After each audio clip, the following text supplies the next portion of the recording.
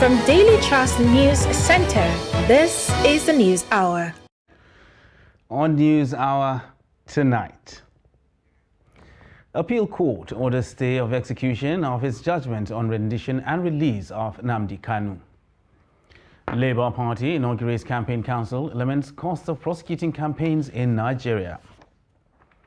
Father of slain Assistant Superintendent of Police, Shuaibu Sani Mulumfashi, demands justice for son. And on the foreign scene, Security Council urges resumption of talks in Western Sahara. Hello and welcome to Trust TV News Hour. I am Ibrahim Yusuf.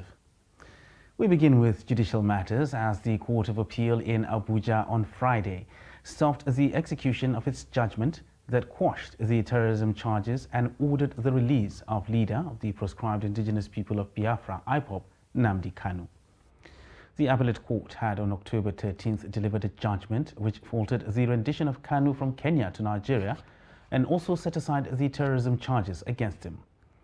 The federal government, not satisfied with this judgment, said it will explore every legal avenue to quash the judgment of the appellate court and headed to the Supreme Court. After taking arguments from counsel, a three-member panel of justices led by Justice Haruna Tsammani on Monday reserved a ruling in the matter. Delivering the ruling on Friday, the justice held that the federal government's application for stay of execution had merit and ordered that the execution of the judgment be put on hold. Justice Amani held that the counter-affidavit filed by Kanu's legal team in opposition to the government's application was misleading. The judge said that Kanu's counsel did not properly state the facts of the matter as to warrant the court granting a stay of execution. The court also ruled that the record of proceedings in respect to the October 13th judgment be forwarded to the Apex Court within 7 days to ensure expeditious hearing. Referendum is used as a decision-making tool through direct voting to settle complex or simple issues. Though an important tool for settling conflicting views in human existence, referendum is near absent in Nigeria's legal instruments. Trust TV's Shafiu Suleiman engages some legal practitioners to examine the place of referendum in resolving issues in the polity and factors undermining its application. Nigeria has had different constitutions since its amalgamation in 1914, with the 1999 constitution presently in force. But ironically, while the constitution is said to have been drafted with the people's inputs, it appears the law is silent on the issue of referendum. Unfortunately, the constitution we are operating, and even right from the time Nigeria was established, there was no negotiation between the people.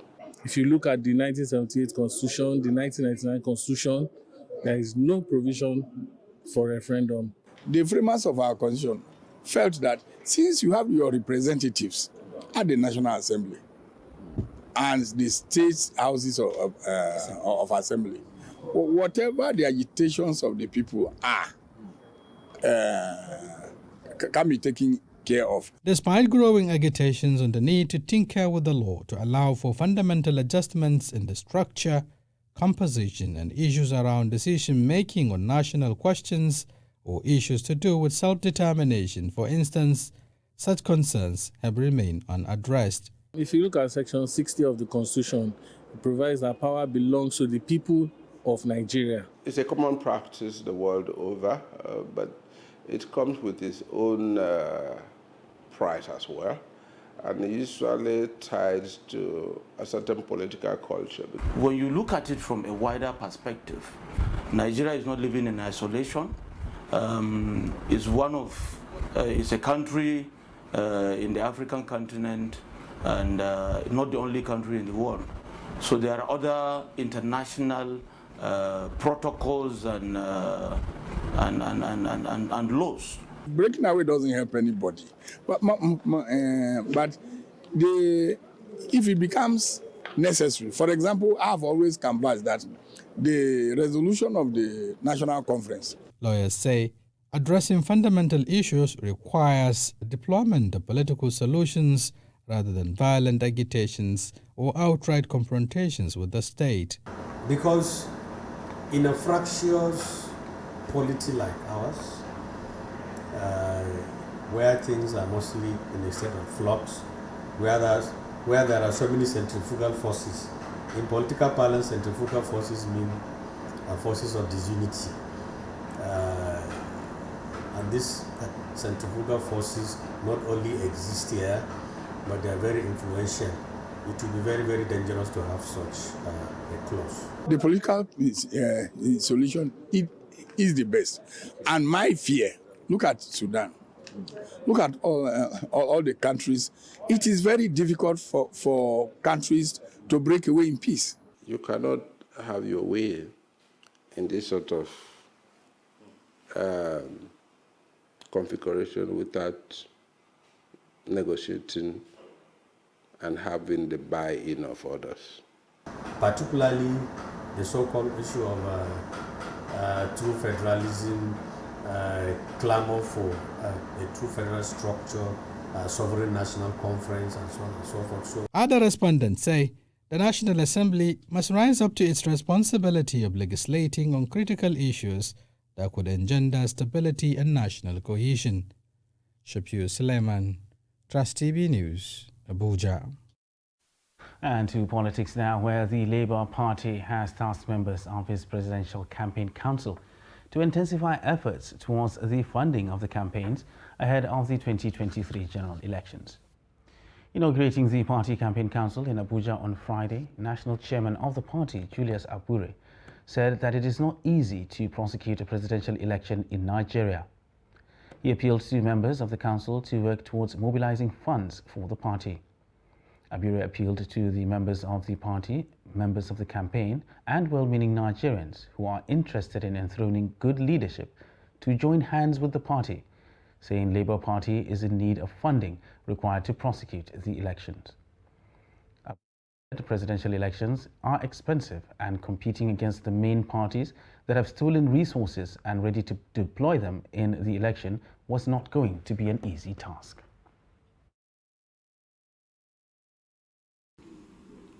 I want to say clearly that our expectations are very, very high.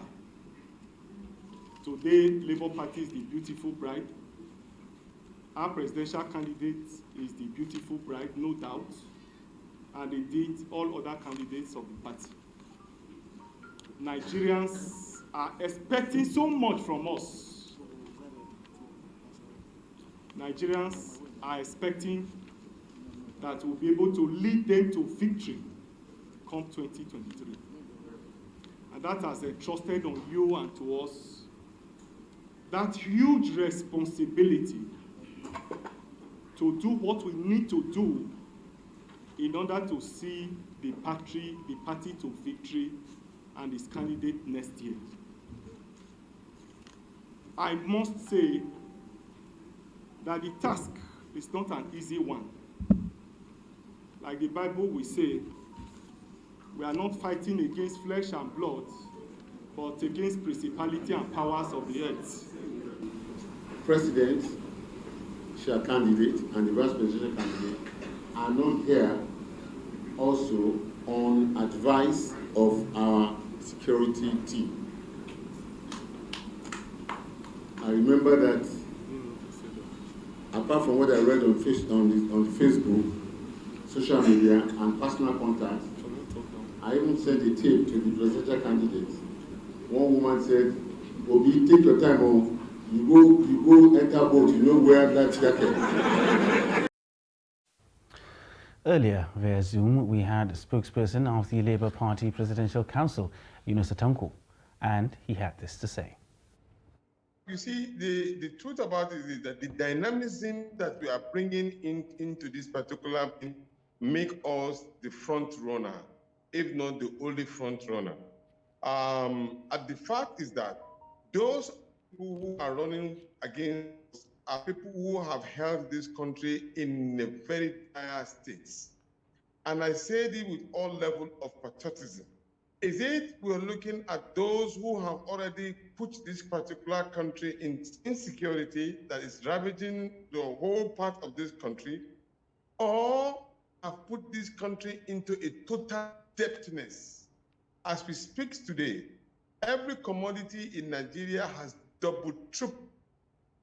Those are the things that affect the common masses on the. As we speak today, everybody is in his high level of alert of security, even to a fact that another country will be deciding to us as regard to who and where we can go as Nigerians. That's to tell you of the level of failure. And here we are at the same time, the same people or the same people grouping saying that they want to increase the salary of political holders as against the civil servants who are the major stakeholders of our economy in Nigeria. So in therefore, how on earth will any of these other two political parties thinking that they can run for the presidency of the Federal Republic of Nigeria? It is a shameful act. Is in fact, they are daring the subconscious mind of the Nigerian people.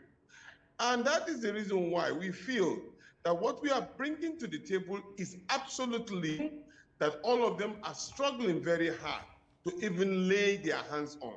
We have campaigned and we have said that we should change the economy of this country from consumption to production, which they are queuing behind.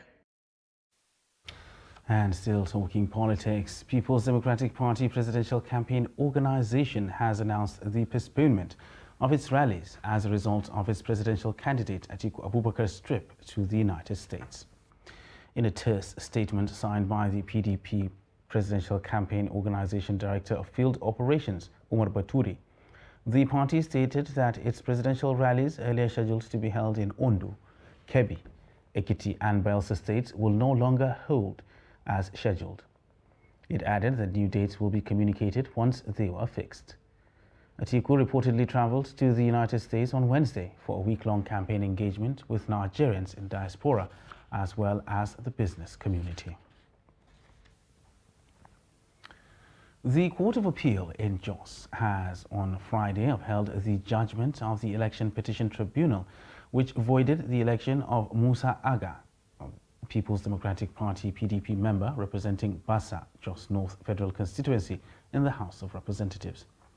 The court also asked the Independent National Electoral Commission, INEC, to issue a certificate of return to Muhammad Adam Al-Kali as the duly elected member to represent the constituency. Ado Musa completes the story. Musa Aga had appealed against the judgment of the Election Petition Tribunal, which nullified his election in September. The SAC lawmaker had in his petition asked the court to determine whether he was lawfully nominated and or whether the tribunal was right to have cancelled his vote in the 62 polling units in Tudun Wada Kabon ward and to declare Muhammad Adam Al-Kali winner. But the appeal court, in a consensus judgment delivered by Justice Tani Hassan, held that the tribunal was right in its judgment. She held that the PDP did not comply with the subsisting judgment of the State High Court, which ordered it to conduct lawful Congress before the election. The court further held that the refusal of the PDP to conduct Congress as ordered by the State High Court was a contempt of court, and therefore the nomination of the second appellant was null and void. But we are not bothered about the cross appeal since we have gotten the main appeal, which all our grounds succeeded, both that of overvoting and the one that they did not have a candidate at the election. My faith about the judiciary is I'm putting more hope on them. Judiciary have changed. It has moved from where it is used to be known to a greater height. The judgment is sound and a well-considered judgment. Justice Hassan ordered for the nullification of Aga's certificate of return and order for the immediate issuance of certificate of return to Muhammad Adam Al-Kali as a duly elected member for Bassa Jos North Federal Constituency. Ado Musa, Trust TV News, Jos. And the Court of Appeal in Abuja has reversed the March 8th judgment of the Abuja Federal High Court, sacking Ebonyi State Governor Dave Umahi and his deputy Eric Kelechi Igwe for defecting from the People's Democratic Party to the All Progressives Congress. In a judgment on Friday, a three-member panel of the Appellate Court, led by Justice Haruna Zamani, held that the 1999 Constitution, as amended, did not provide for any punishment for a governor or deputy governor who defected from the party on which platform they got to office. The Appellate Court further held that the only option open to political parties aggrieved by the defection of a governor or deputy governor is to explore the impeachment option provided in the Constitution. The court aligned with an earlier decision on the same issue given by the Enugu Division of the court. Justice Eko of the Abuja Federal High Court had on March 8 this year ordered the Ebonyi State Governor Dave Umahi and his deputy Eric Igwe to vacate their seats as the sitting governor and deputy on grounds that the PDP, not its candidate, won the election in March 2019. Citing Section 221 of the Constitution, Justice Inyang Eko declared their defection from the People's Democratic Party to the All Progressives Congress as illegal and unconstitutional. Meanwhile, ahead of the 2023 general elections, the Independent National Electoral Commission, INEC, has reaffirmed its readiness to join forces with all security agencies in the country for a successful and secured exercise. INEC Chairman Professor Mahmoud Yakubu said this at a meeting with the Interagency Consultative Committee on Election Security and the civil society organizations at the Commission's headquarters in Abuja. Noel Samson reports. Insecurity ravaging parts of the country is a headache for the electoral umpire, and without peace and security, it will not be possible to achieve successful polls at the forthcoming elections. This has necessitated consultative meeting between INEC and security agents in the country. The Commission shares its readiness to cooperate with security forces for a successful conduct of the 2023 election. We will continue to share information with the security agencies and, most importantly, work together to ensure that elections hold peacefully nationwide as scheduled. As the 2023 general election approaches, we will continue to appraise the security situation in the country and its possible impact on the conduct of elections. We are right now working to harmonize our election risk management and election violence mitigation and advocacy tools, EVMAT, for a more effective risk assessment and mitigation measures ahead of the general election.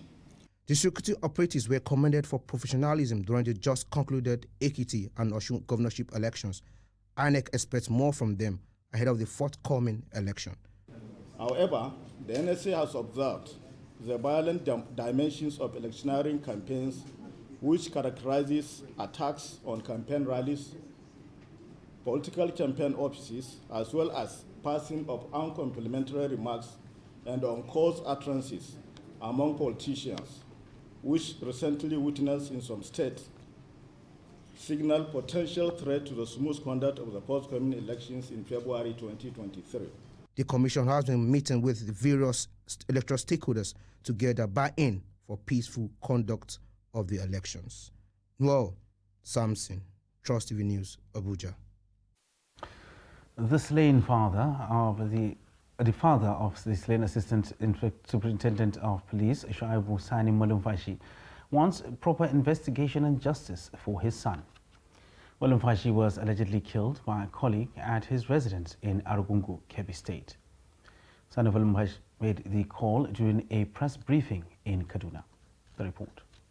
Expressing his dissatisfaction with the way and manner the Nigerian police is handling the case of his son said to have been killed by his police colleague, Sani Malumfashi says he is ready to ensure justice is served. I'm doing that to protect people from being the next victim. If a police assistant superintendent will kill a divisional crime officer, who is me, the bloody journalist? Who is me, the bloody trader that will have a guarantee to even sleep with his eyes closed? We want to avert reoccurrence of a policeman whose earning is from taxpayers' money in Nigeria, who is being paid to protect lives and properties of the citizenry and even resident, that is, resident nationals or other nationals from other countries resident in Nigeria, is doing this. What is the fate of the ordinary man in the society? According to him, it is important for the Inspector General of Police to know the true picture of how his son was stabbed to death and appropriate action taken against whoever killed him. And I am calling on the Chairman Police Service Commission, the Chairman Senate Police Committee, the Chairman of the lower arms of the government, that is the House of Reps, and then my own state of origin, Katsina State, I want them to come up. It is their son who could have been somebody. I am ready, even if I will sell my only car, my only house, to take son up to Supreme Court. I will do to make sure justice is done. ASP Shaibu Sani Malumfashi was said to have been stabbed to death with scissors by his colleague. Until his murder, ASP Shaibu Sani Malumfashi was crime officer at the Arugungun Divisional Police Headquarters. He had disagreement with his suspected killer prior to his murder. Bello Musa, Trust TV News, Kaduna. And business activities have resumed at Jabi Lake Mall, shut on a Thursday, following possible terror attack advisory from the U.S. Embassy. Trust TV's Fatima Musa, who visited the mall, and reports that some Abuja residents are happy with the development. I am standing right here at the Jabi Lake Mall in the federal capital city of Abuja. Yesterday, there was a breaking news that the Jabi Lake Mall shut down because of the security threats sent by the United States government and the United Kingdom. And you can see behind me, normalcy has resumed. People are coming in and out of the Jabi Lake Mall, carrying out their normal activities as if nothing happened. Well, when we came earlier, they didn't grant us access to go into the mall to ask or to see the activities that are being carried out. But we are waiting to see if people that are going in and out will come out, and then we could maybe chit-chat with them to find out if they were aware of the security challenges that made the Jabi Lake Mall to shut down yesterday. Business activities have resumed after the possible terror attack advisory released by the United States Embassy, a situation people in that vicinity consider as a welcome development. Some Abuja residents said reopening the mall will make business to quickly pick up, and this will also boost economic activities. Upon resumption of work yesterday morning, we noticed that the staffs in ShopRite were closing from work, and then we now asked them what happened. So they were like, there are some security challenges, and then there are some information of some set of people coming to attack the place.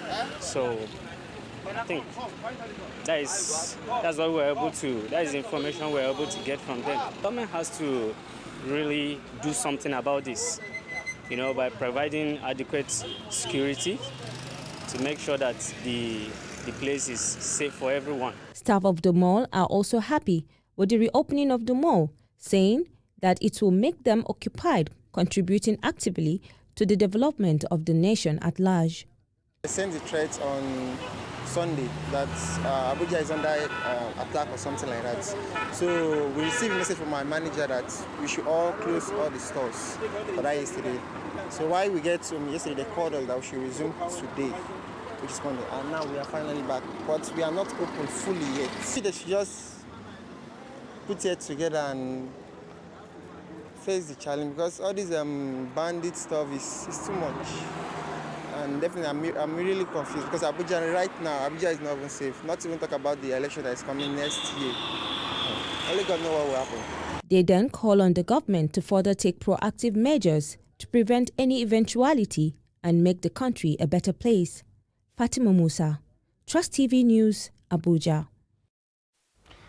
President Muhammadu Buhari has urged the nation's security establishment and citizens to continue to be vigilant and careful with security, saying it is important to avoid panic. He urged citizens to remain calm in the wake of the recent changes in travel advice from the US and UK governments, adding that it should not be a cause for panic.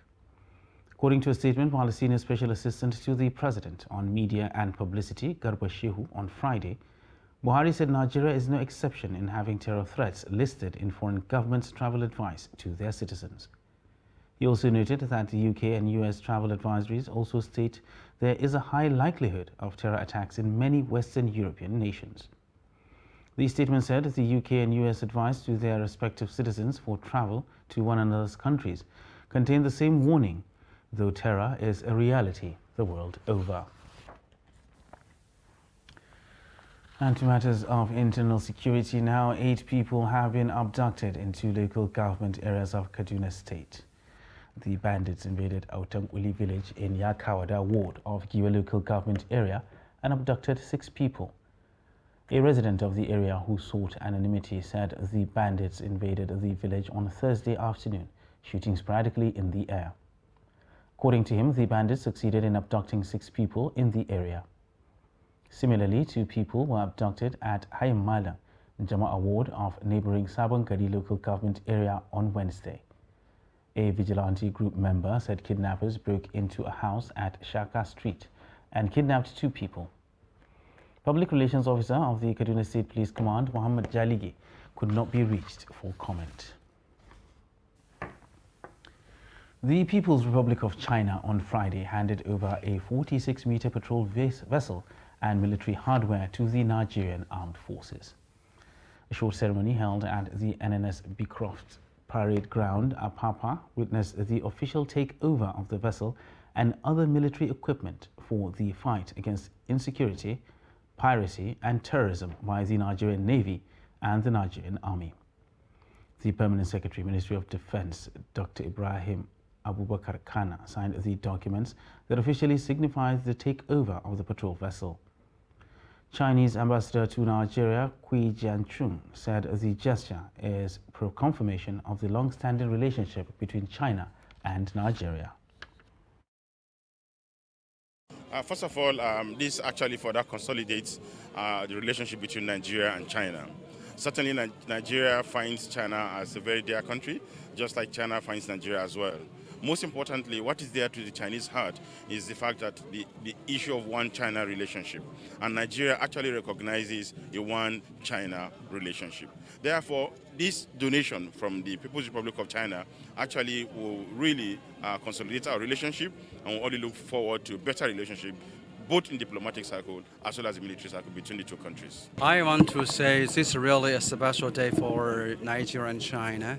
And today's event not only about the patrol boat or vessels, really is a reflection of a political relationship between China and Nigeria. Everybody recognizes without political consonance, we do not to deepen and broaden the military cooperation. So I want to let you know, military sector, security sector really is a very important indicator for the healthy and also very, we can use the words resounding relationship between Nigeria and China. I know that China, we have great challenge. You, Nigeria, also you have your challenge. If the 2 great countries, big countries, in terms of population, in terms of economy, in terms of the external and domestic challenges, if we work together. So today, really a very good example. This, I think, the physical things, but I think that if we build a strong mind, so I just mentioned that we can work together to build our confidence, to build our capacity, to let people know that we are competent to fighting against terrorists, to fighting against the, you use words, the banditry or the piracy. Still with us on Trust TV News Hour. Still ahead, we'll ask the question, how hygienic is roadside food? For the answer to that and so much more, please stay with us.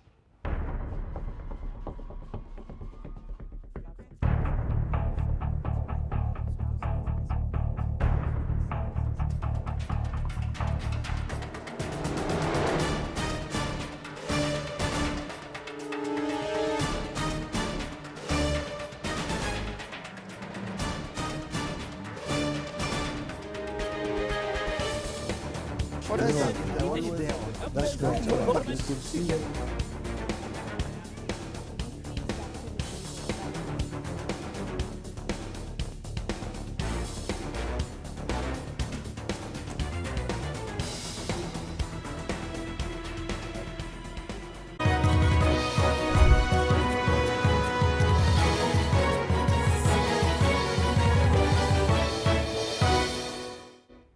Welcome back, and thanks for staying with us on Trust TV News Hour.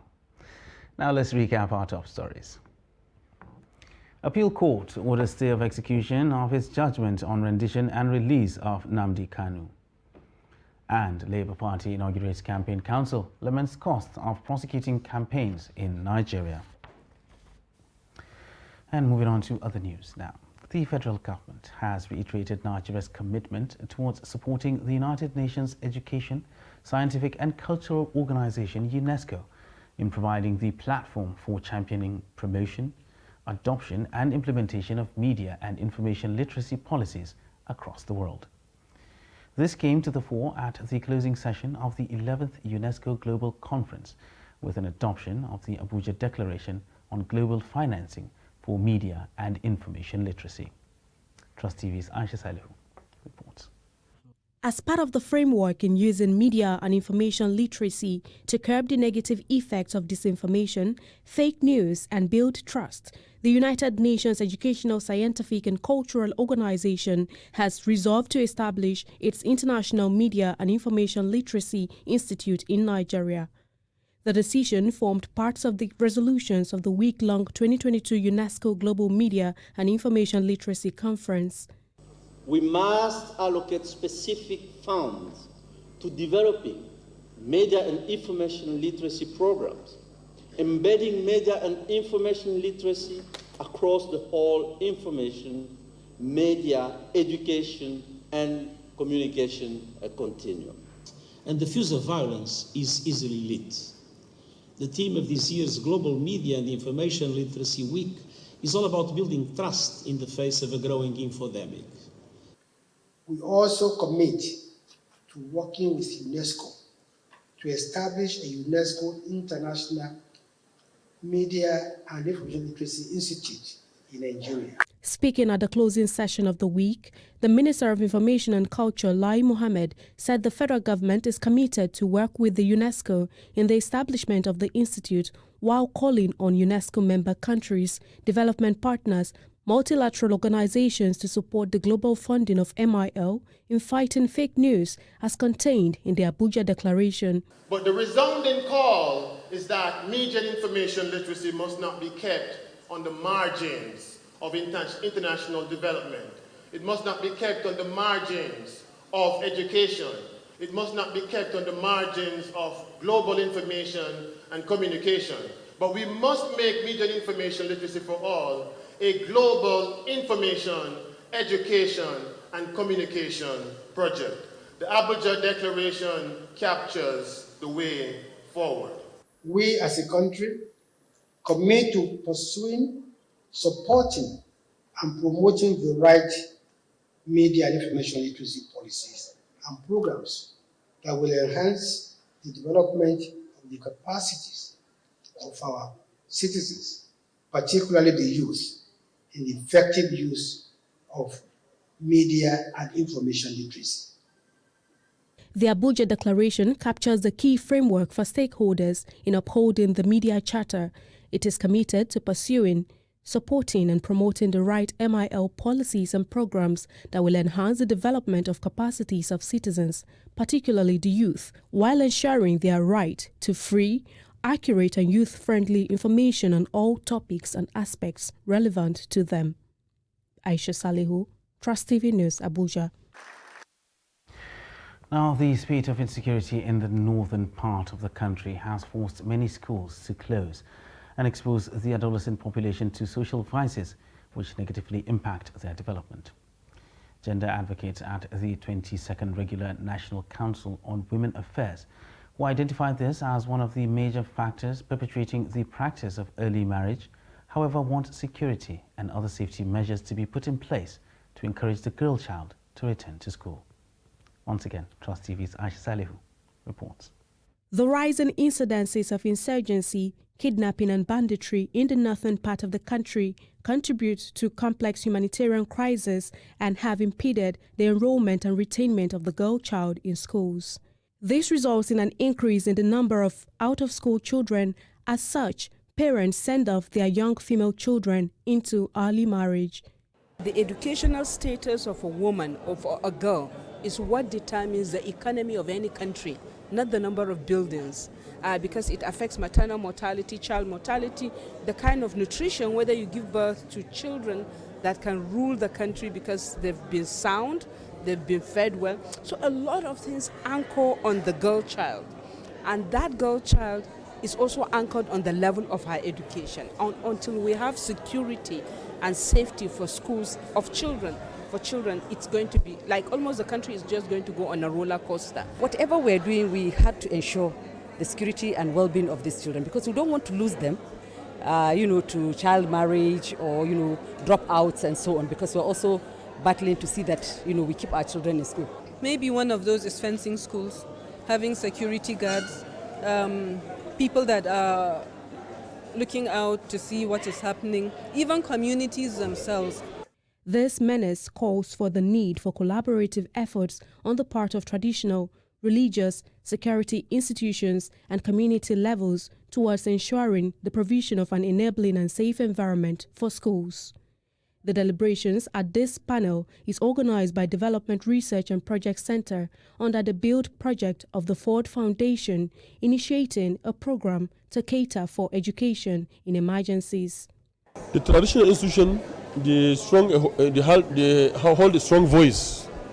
They're bridging gap between the parent, the community, government, and the service providers in ensuring they change the negative norms and perception, enroll more girl child into school, ensure convolution, transition to others so that we can bridge gap in the issue of human resource for health, girl child, human resource for health, and human resource for education.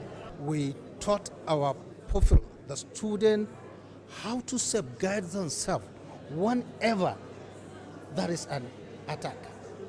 We tell them the early warning strategies for them to be alerted on their way going to school or on their way coming back to home, or even when they are in the school. How can they prevent themselves? Stakeholders say advancing girl child education is one of the best solutions to reverse the trend of rural poverty and creates improved maternal health, among others. Aisha Salihu, Trust TV News, Abuja. Residents of Oshogbo, Osun State, patronize roadside food sellers, saying such open food is safe for consumption, though very costly sometimes. The food sellers say the food is prepared under hygienic conditions, even with the high cost of foodstuff and ingredients. Trust TV's Hamid Oyegbadi filed in this report. It is common to see food openly displayed by sellers on the streets in Oshogbo, Osun State capital, on a daily basis.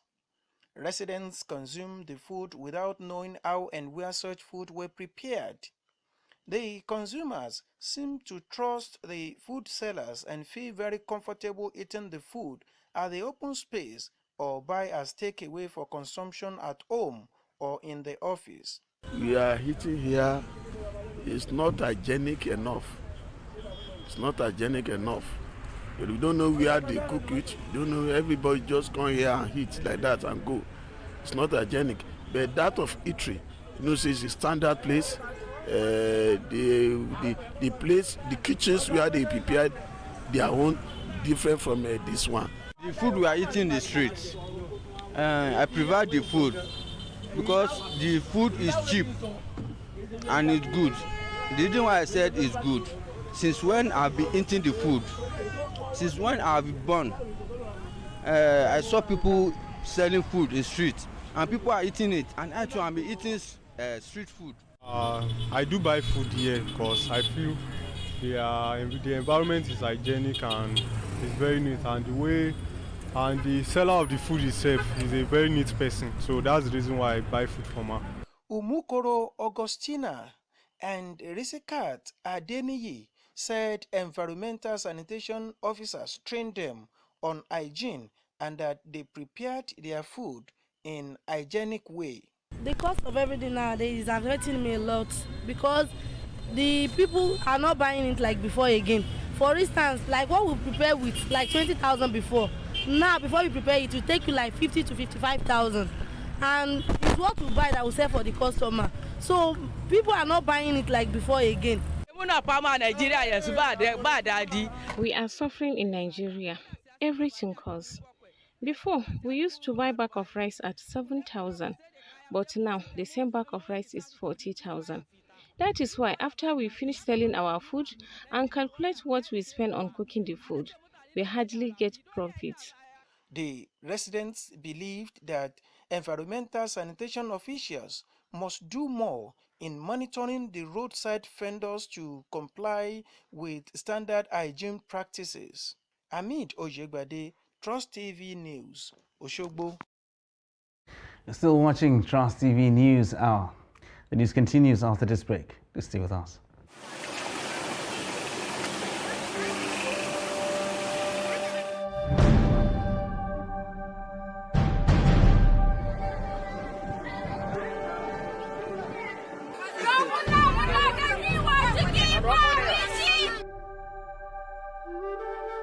Rewa kamar ta saka mai wuya ya zo ya haɗe su kap. This is not the first time it is happening. It has happened before, but this time around, like I said, the intensity and the volume of water that has come has done more damage than even the past. No food, no clothing, and no shelter. Until tomorrow, every year, there is a budget line for Dasim House Dam. Every year, because I've seen it and I know it. But till tomorrow, nothing has been done about it. So the Nigerian factor certainly is one of the reasons why communities like this have to suffer. Ba wani rayuwar da zamu sake yi mu ji dadi kuma.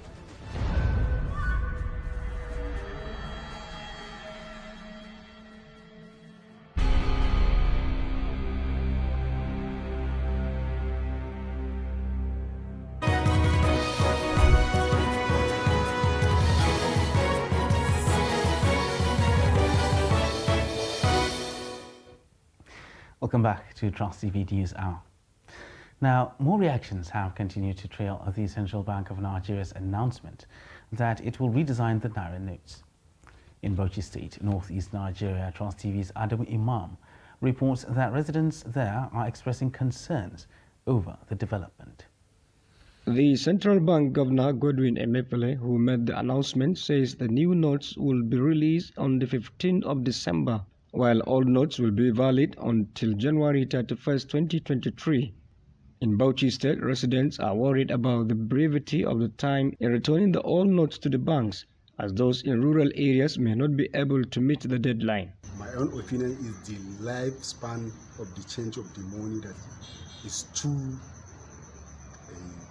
the time. I feel to the federal government to increase or to like 3 months or 2 months, because we have the people that are not living in the city, which way they are going to change their money that they keep in their house. Our currency now, it will be okay now, but due to some facts, like people have a lot of money, how are they going to cope? Like, will they give it to the CBN for them to replace it with this design money? The reason, like, I know one of their reasons for changing currency is because of the low value of this present naira. The value is very low and it affects the business state. If they bring it, we are very happy for that because of the many challenges we are facing here in Nigeria. Like people that are hiding money, if they change that currency, we will be able to. Security will not allow them to use that money. For Elizabeth and Surajo, the CBN effort is ill-timed, except it will change the current standard of living for the common man. The country should be thinking of how we are going to increase the value of naira, not bringing, trying to tell us that we should. And the time frame itself is too short. Honestly, I don't even like the idea at all. We should be thinking of increasing the value. The issue of counterfeiting a lot of fake currency, Nigerian currency, especially from 500 naira note to 1,000 are in abundance in circulation. So much of fake. People have been cheated in transaction dealing with this 1,000 naira note because it's the highest denomination, which is, I highly and sincerely agree if that should be the reason that they are going to change it. Although there is nothing these residents can do to change the decision of the Apex Bank, concerns such as these are not out of place. Adam Imam, Trust TV News, Bauchi. Similarly, more reactions have continued to trail the announcement by the CBN to redesign the Naira. In Makurdi, Benue State, Jimmy Adzande sampled the opinions of residents. The announcement has received different reactions by residents of Makurdi. Some residents lauded the move, saying it can be a way of fighting corruption, which may lead to a better electioneering process. There are many politicians, they hijack this currency, our money, and go and load it in their personal house to deceive Nigeria. Now, we thank God, it will fall back onto their heads and they will never succeed. I love it. It's not a welcome idea. They would have just leave the currency the way it is. Our issue in this country is not changing currency. We are faced with a lot of problems in this country, which the government should have tackled. And the issue of dollar rising up is another issue that the government should have tackled, not bringing new currency. While others see it as necessary, referring it as another policy they cannot mitigate the current economic crisis in the country. A credit policy that is supposed to take place between 5 to 8 years. It's just that this country were inconsistency. It's due to our inconsistency that when policy issue comes up, we feel frightened about what this is. We should not be frightened about policy issues. If things that government really want to do, and it's from time to time to do it, if we are consistent, nobody should be surprised that this is coming up now. But in the other side, they are the one who doing it and they will not follow a good places. If not, because some people stole money. That is why I think say it's in a good way.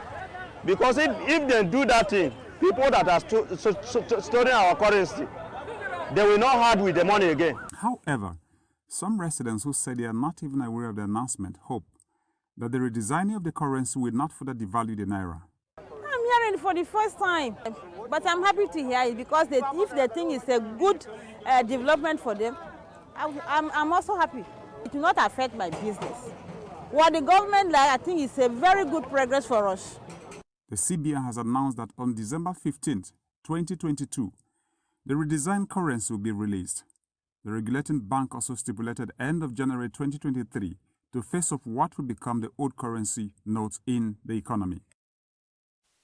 Meanwhile, barely 2 days after the Central Bank of Nigeria announced the redesigning of the Naira, billed for December 15th, 2022, the Minister of Finance, Budget and National Planning, Zainab Ahmed, has disowned the policy. The minister, responding to a question raised by Senator Opeyemi Bamidele during the 2023 budget defense session with the Senate Committee on Finance, warned the CBN of the consequences that may arise from redesigning the 200, 500 and 1,000 Naira notes. The minister, in her response, further said she and her Minister for State are not aware of the policy as they only heard it from the media.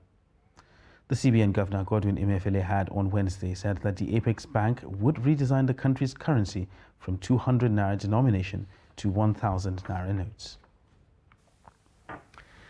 Now, let's join Chiamaka Nwafu for more business news.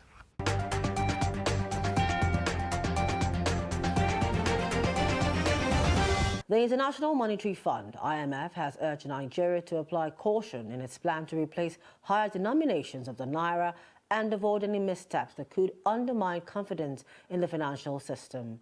According to Ari Eisen, the lender's resident representative, the International Monetary Fund has reached out to the central bank to get more information on the plan, which was announced on Wednesday, and are ready to provide any assistance as needed. The country's banking regulator plans to issue redesigned 200, 500 and 1,000 naira notes from mid-December, according to the governor, Godwin Emefiele. Nigerians have until January 31st to exchange the existing bills for new ones, a tight deadline considering that the central bank wants to mop up 2.7 trillion naira that it says is outside banking votes. And finally, in the stock market, the market on Friday bounced back from the loss recorded in the last session as the all-share index rose by 0.37% to settle at 44,788.14 points from the previous close of 44,625.18 points. The market capitalization was up by 0.37% to close at 24.395 trillion naira from the previous close of 24.306 trillion naira, thereby gaining 89 billion naira. An aggregate of 122.8 million units of shares were traded in 3,402 deals valued at 4.4 billion naira. The market Brent closed negative as 18 equities appreciated in their share prices against 16 that declined in their share prices. And that's it on Business News. I am Chiamaka Mahafort.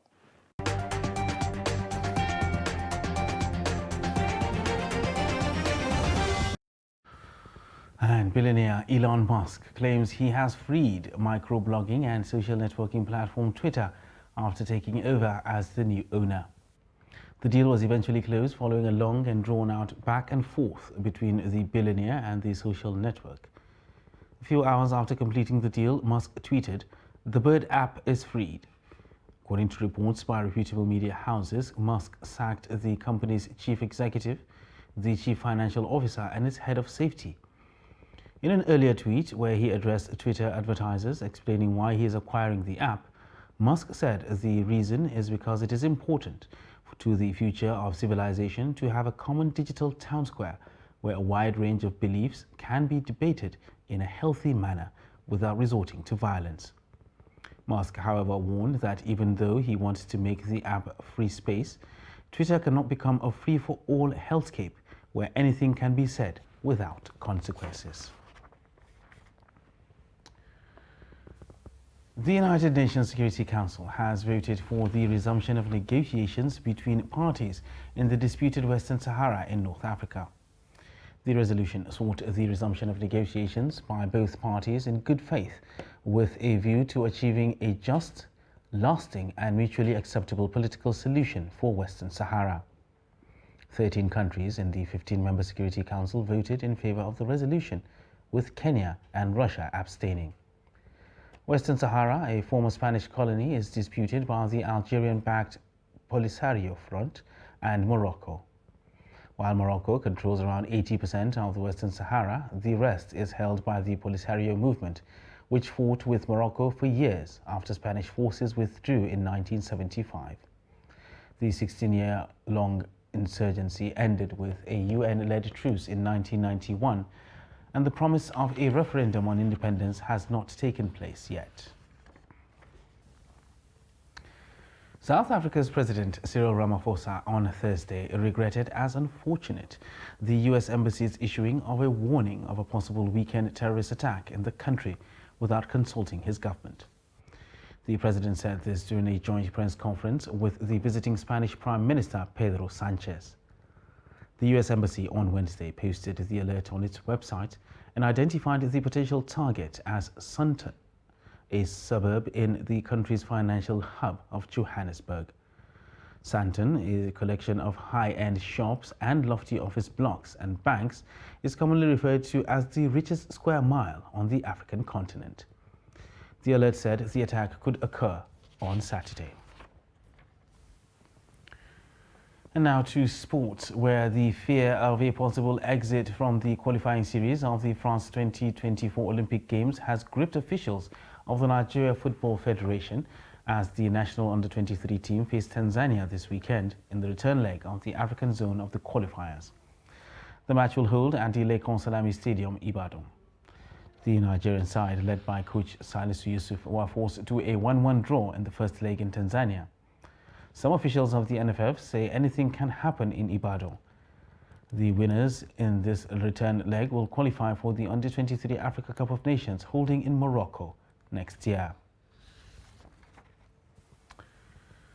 Corruption and fraud charges against Neymar have been dropped by prosecutors in Spain. The charges were made against the Paris Saint-Germain and Brazil forward and others accused in a trial over his 2013 transfer from Santos to Barcelona. Prosecutors sought a 2-year jail term and a €10 million fine for the 30-year-old. But they announced the withdrawal of the charges against all the accused for all the allegations. The other defendants in the case included Neymar's parents, the two clubs, former Barcelona presidents Josep Maria Bartomeu and Sandro Rosell, and former Santos president Odilio Rodriguez. Neymar, who denied the allegations, has said he did not remember if he took part in any negotiations. An agreement was reached in 2011 for his move from Santos to Barcelona, which was completed 2 years later. And that wraps up Trans TV News Hour for tonight.